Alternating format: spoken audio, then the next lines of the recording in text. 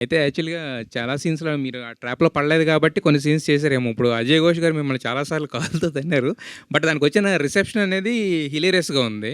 Sir so, అవి చేస్తున్నప్పుడు నిజంగానే తన్నారా? లేతే కొంచెం హీరో కాబట్టి నిజంగానే తన్నాడు సార్. అంటే నేనే చెప్పాను. అది కొంచెం ఆ కిక్ నేను మంచం మీద నుంచి పడాలంటే కొంచెం పుష్ కూడా కావాలి కదా! నిజంగానే తనమన్నాను సార్. రేపొద్దున నేను ఇంకో 10 సినిమాల తర్వాత కూడా తనమంటాను సార్. ఎవరు నా ఫాదర్ రోల్ చేసినా కూడా. యాక్టర్ ఎంత బాగా చేస్తేనే అంత బాగా రియాక్ట్ చేయగలుగుతాం. సో, కాబట్టి ఫైన్. యాహ్! రాశి గారు.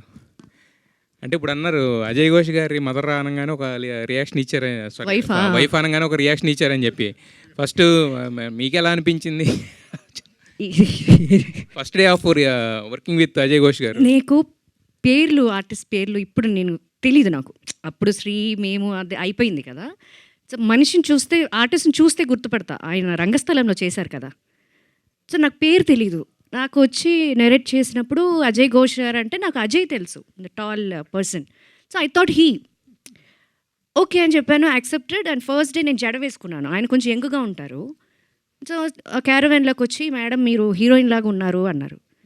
మా అసిస్టెంట్ ఒక అబ్బాయి ఆవిడ హీరోయినే కదా అన్నాడు వాడు. అంటే కాదు మదర్‌లా కనిపించట్లేదు మీరు అంటే, సరే ఇప్పుడు నన్ను ఏం చేయమంటారు అన్న. వెనకాల ముడేసుకోండి అని. సరే మనకి ఐఎమ్ ద డైరెక్టర్ పర్సన్, వాళ్ళకి ఏం కావాలో మనం ఇవ్వాలి. సో నేను ముడి వేసుకున్నాను. సెట్లోకి వెళ్ళాను. I was searching for Ajay. He was sitting on the chair. Ajay Ghosh garu. I thought that okay ఈయన మా మావయ్య గారి క్యారెక్టరా ఏంటి చెప్పొచ్చలేదు. I'm sorry sir. But he was standing. I knew that is was చదువుకుంటున్నారు ఏదో. So okay okay is the one. అయితే సర్చింగ్ ఫర్ అంటే నా అమ్మాయి ఒక అమ్మాయి ఉండే.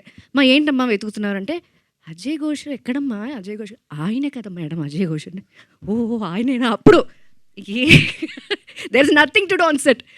ఐ సైడ్ అప్పుడు నేను అడిగాను కూడా, అడిగినట్టున్నాను మిమ్మల్ని. అంటే లేదు మేడం ఏంటంటే కొంచెం చిన్న వయసులోనే అప్పుడు జరుగుతుంటాయి కదా 80s 90sలో పాపం రాశి గారు అన్నారు. But he's a fantastic artist అండి. ఫస్ట్ టైం ఆయనతో వర్క్ చేశాను, సినిమాలో చూశాను కానీ బట్ సింగిల్ టేక్ ఆర్టిస్ట్ అనేది అది స్టేజ్ పెర్ఫార్మెన్స్కే ఉంటుంది అది. So he's a hilarious comedy. ఆయన ఆన్ స్పాట్ అది ఆయనకి ఆయన డెవలప్ చేసుకోవడం అండ్ ఇంటరాక్ట్ అవ్వడం మా అబ్బాయి క్యారెక్టర్కి. ఇట్స్ ఆల్ ఒక ఆర్టిస్ట్కి అది వాళ్ళకి వాళ్ళే రావాలి. అండ్ డైరెక్టర్ గారు ఆల్సో మీరు ఇలా వేసుకునేది కూడా నాకు కావాలి. So he's not compromising. He just want him that what he wants.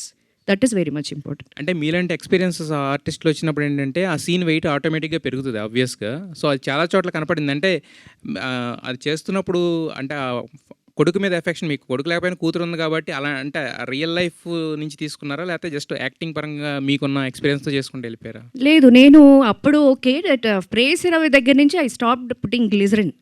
Feel రాదు. నేనైతే వేసుకోవాలి ఆ సినిమాలో, ఆ క్లైమాక్స్లో especially I cried a lot. So అది ఎలా వస్తుందంటే గ్లిజరిన్ వేసుకుంటే రాదేమో నా ఉద్దేశం. సో అది కనెక్ట్ అయిపోతాం క్యారెక్టర్కి. కట్టన వెంటనే వెళ్ళి బయటకు వచ్చేస్తాం. బట్ ఆ ఆన్ స్పాట్ ఆ డైలాగ్ చెప్పినప్పుడు మాట్లాడుతుండగా కంట్లో నీళ్ళు తిరగడం అనేది ఇంపార్టెంట్. కంట్లో నీళ్ళు పెట్టుకొని మనం మాట్లాడడం వెన్ వీ ఫీల్ నో. మనం మాట్లాడుతుంటే అది వాటర్ వస్తుంది.